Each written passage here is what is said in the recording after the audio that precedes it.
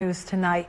There was a time when every student in the city had gym class on a regular basis, but these days hundreds of thousands of youngsters don't have phys ed, and the de Blasio administration admits they dropped the ball. New at 10, Lindsay Christ picks up the story.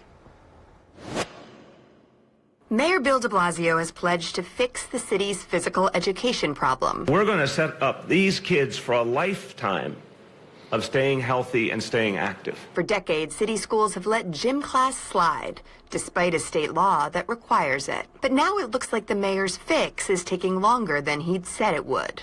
Quite honestly, we found that reversing decades of practice in New York City schools has not been easy. It's required some time and a lot of work. City officials acknowledged they did not expect to reach 100% compliance by next June, the goal set in 2016. Not being able to achieve your own goals that you're setting forth related to PE time, that's on you.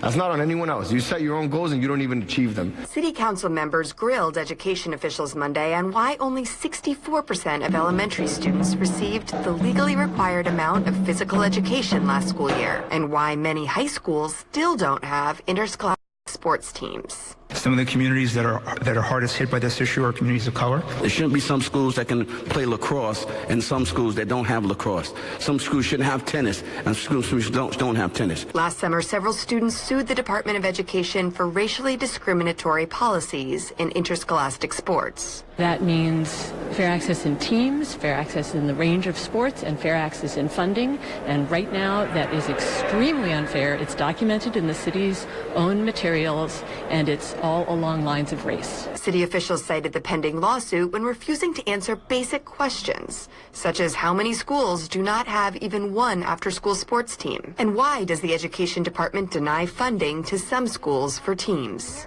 I can't speak to the exact number of those that do not have it, as it is subject to litigation. At the end of the hearing, frustrated city council members blasted the Education Department. There's a lot of talk, but not a lot of walk. Lindsay Christ.